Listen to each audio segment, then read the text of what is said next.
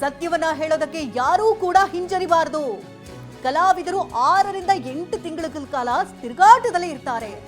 ಯಕ್ಷಗಾನ ಕಲಾವಿದರಿಗೆ ಯಾರೂ ಕೂಡ ಹೆಣ್ಣು ಕೊಡ್ತಿರ್ಲಿಲ್ಲ. ಅಲ್ಲಿನ ಸ್ತ್ರೀ ವೇಷಧಾರಿಗಳು ಕೂಡ ಒತ್ತಡದಲ್ಲಿರ್ತಿದ್ರು.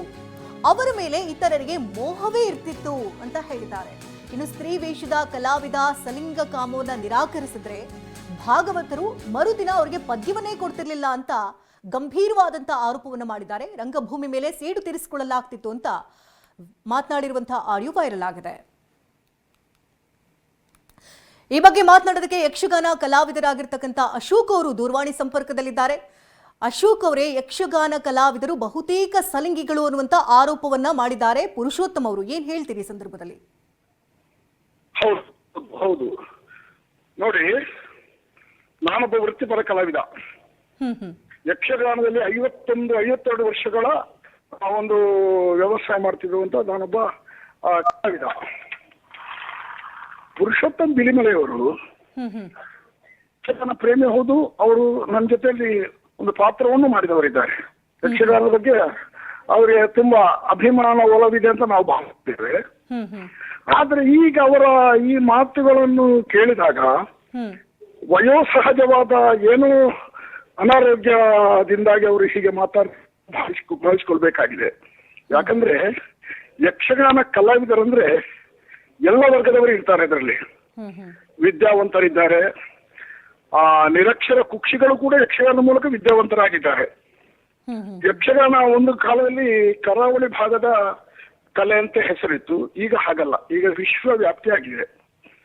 ಯಕ್ಷಗಾನವನ್ನು ಎಲ್ಲರೂ ಪ್ರೀತಿಸ್ತಾರೆ. ಯಕ್ಷಗಾನ ಪ್ರೀತಿಸ್ತಾರೆ ಅಂದ್ರೆ ಪರೋಕ್ಷವಾಗಿ ಕಲಾವಿದರನ್ನು ಅಭಿಮಾನ ಪೂರ್ವಕವಾಗಿ ಪ್ರೀತಿಸ್ತಾರೆ. ಅಂತಹ ಕಲಾವಿದರಲ್ಲಿ ದೈವತ್ವವನ್ನು ಕಂಡಂತಹ ಯಾವ ಕಲಾ ಅಭಿಮಾನಿಗಳಿದ್ದಾರೋ ಅವರ ಮನಸ್ಸಿಗೂ ಘಾಸಿಯನ್ನು ಉಂಟು ಮಾಡಿದ್ದು ಮಾತ್ರವಲ್ಲ, ಕಲಾ ವಲಯದಲ್ಲಿ ಕಲಾವಿದರಾಗಿ ಸೇವೆ ಸಲ್ಲಿಸುತ್ತಿರುವಂತಹ ನನ್ನಂತ ಅನೇಕ ಮಂದಿ ಕಲಾವಿದರ ಮನಸ್ಸಿಗೆ ನೋವು ಉಂಟಾಗುವಂತಹ ಮಾತನಾಡಿದ್ದಾರೆ. ಒಟ್ಟು ಈ ಕ್ಷೇತ್ರವನ್ನೇ ಕಲುಷಿತ ಮಾಡಬೇಕೆನ್ನುವಂತ ಉದ್ದೇಶ ಅವರಲ್ಲಿ ಇದೆ ಅಂತ ಕಾಣುತ್ತದೆ. ಅಲ್ಲ, ಯಕ್ಷಗಾನದಲ್ಲಿ ಅಂತ ಅನಿವಾರ್ಯತೆ ಇದೆ, ಈ ರೀತಿ ಸತ್ಯಗಳನ್ನ ಹೇಳೋದಕ್ಕೆ ಹಿಂಜರಿಬಾರ್ದು ಅಂತ ಈ ರೀತಿ ದೊಡ್ಡ ಮಟ್ಟದಲ್ಲಿ ಮಾತಾಡ್ತಿದ್ದಾರೆ. ಇದು ಏನ್ ಉದ್ದೇಶ ಇರ್ಬೋದು ಅವ್ರದ್ದು ಅಂತ? ಉದ್ದೇಶ ಸ್ಪಷ್ಟ ಇದೆ ಮೇಡಮ್. ಅಂದ್ರೆ ಅವರು ಹಿಂದೂ ವಿರೋಧಿ ನೀತಿಯನ್ನು ಈ ಮೊದಲು ಕೆಲವು ಸಂದರ್ಭಗಳಲ್ಲಿ ಪ್ರಕಟಿಸಿದ್ದಾರೆ.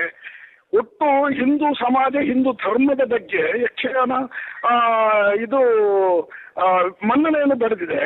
ಇದರ ಮೂಲಕ ಅನೇಕ ಮಂದಿ ಹಿಂದೂ ಧರ್ಮದ ಬಗ್ಗೆ, ದೇವರ ಬಗ್ಗೆ ಅವರು ಸಂಪೂರ್ಣ ಮಾಹಿತಿಯನ್ನು ಯಕ್ಷಗಾನದ ಮೂಲಕ ತಿಳಿದಿದ್ದಾರೆ. ಇದು ಅವ್ರಿಗೆ ಆಗುವುದಿಲ್ಲ.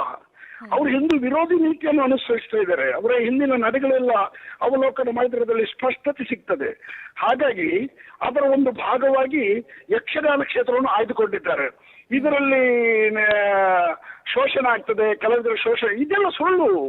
ನಾನು 52 ವರ್ಷಗಳಿಂದ ಈ ಯಕ್ಷಗಾನ ಕ್ಷೇತ್ರದಲ್ಲಿ ಇದ್ದು ನನ್ನ ಗಮನಕ್ಕೆ ಇದು ಲವಲೇಶವೂ ಬಂದಿಲ್ಲ, ಇಂಥ ಪ್ರಕರಣವೇ ಆಗ್ಲಿಲ್ಲ. ಇವರು ಉದ್ದೇಶಪೂರ್ವಕವಾಗಿ ಕಲಾಕ್ಷೇತ್ರವನ್ನು ಕಲುಷಿತ ಮಾಡುವಂತ ಉದ್ದೇಶದಿಂದ ಈ ಹೇಳಿಕೆಯನ್ನು ನೀಡಿದ್ದಾರೆ ಹೊರತು ಬೇರೆ ಯಾವುದೇ ಇದರಲ್ಲಿ ಹಿತಾಸಕ್ತಿ ಕಾಣುತ್ತಾ ಇಲ್ಲ. ಇದು ಸ್ಪಷ್ಟವಾಗಿ ನಾನು ಹೇಳಬಲ್ಲೆ, ಕಲಾವಿದರ ಧ್ವನಿಯಾಗಿ ನಾನು ಹೇಳಬಲ್ಲೆ. ಏನು ಹೇಳ್ತಾ ಇದ್ದಾರೆ ಇವರು?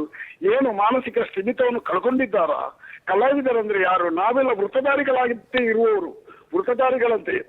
ಒಂದು ಯಾರೋ ಎಲ್ಲೋ ಏನೋ ಮಾಡಿದ್ದಾರೆ ಎನ್ನುವ ಊಹಾಪೋಹಣೆಯಿಂದ ಈ ಕ್ಷೇತ್ರಕ್ಕೆ ಈ ಒಂದು ಗಂಭೀರವಾದಂತಹ ಅಪಮಾನಕರವಾದಂತಹ ಹೇಳ್ತಿರೋದು ನಿಜವಾಗಿ ಅವರೊಬ್ಬರು ಖ್ಯಾತ ಸಾಹಿತಿ, ಒಳ್ಳೆ ಚಿಂತಕ. ಅವರ ಬಗ್ಗೆ ನಮಗೆ ತುಂಬಾ ಒಲವಿತ್ತು, ಅಭಿಮಾನವಿತ್ತು. ಆದ್ರೆ ಇವರು ಕಲಾವಿದರ ಮನಸ್ಸಿಗೆ ನೋವುಂಟು ಮಾಡಿದ್ದಾರೆ. ಹಾಗಾಗಿ ಇದಕ್ಕೆ ಕ್ಷಮೆ ಎನ್ನುವುದಿಲ್ಲ. ಅವ್ರಿಗೆ ಕರ್ನಾಟಕ ಸರ್ಕಾರ ದೊಡ್ಡ ಒಂದು ಹುದ್ದೆಯನ್ನು ಕೊಟ್ಟಿದೆ. ಸರ್ಕಾರಿ ಗೌರವದಿಂದ ಅವ್ರಿಗೆ ಆ ಹುದ್ದೆಯನ್ನು ಕೊಟ್ಟಿದ್ದಾರೆ. ಕನ್ನಡ ಅಭಿವೃದ್ಧಿ ಪ್ರಾಧಿಕಾರ ಇದರ ಅಧ್ಯಕ್ಷರಾಗಿದ್ದಾರೆ ಅಂತ ಕಾಣುತ್ತದೆ. ಆ ಪೀಠದಲ್ಲಿ ಕುಳಿತುಕೊಂಡು ಆ ಪೀಠಕ್ಕೂ ಅಪಚಾರ ಮಾಡಿದ್ದಾರೆ. ಯಕ್ಷಗಾನ ಕನ್ನಡ ಭಾಷೆ, ಕನ್ನಡ ನೋಡಿ, ಇದರ ಬಗ್ಗೆ ಒಂದು ವ್ಯಾಪಕವಾಗಿ ಕೆಲಸ ಮಾಡ್ತಾ ಇದೆ. ಇಡೀ ಸಂಸ್ಕೃತಿ, ನಮ್ಮ ನಾಡಿನ ಸಂಸ್ಕೃತಿ ಯಾವುದಿರೋ ಅದನ್ನು ಪ್ರತಿಬಿಂಬಿಸುವಂತಹ ಈ ಉದ್ದಾಮ ಕಲೆ, ಶ್ರೇಷ್ಠ ಕಲೆ, ರಾಜಕಲೆ ಆದಂತಹ ಯಕ್ಷಗಾನವನ್ನು ಅವಲಂಬಿಸಿ ಬದುಕುವಂತಹ ಕಲಾವಿದರ ಮನಸ್ಸಿಗೆ ಘಾಸಿ ಉಂಟು ಮಾಡುತ್ತಾ ಕಲಾ ಸರಸ್ವತಿಯನ್ನು ಅವರು ನಿಂದಿಸಿದ್ದಾರೆ. ಇದಕ್ಕೆ ಕ್ಷಮೆ ಇಲ್ಲ. ಪುರುಷೋತ್ತಮ ಬಿಳಿಯೊಳಗೆ ಯಾವುದೇ ಕಾರಣಕ್ಕೂ ಕ್ಷಮೆ ಇಲ್ಲ. ಕಲಾವಿದರ ವತಿಯಿಂದ ಕ್ಷಮೆ ಇಲ್ಲವೇ ಇಲ್ಲ.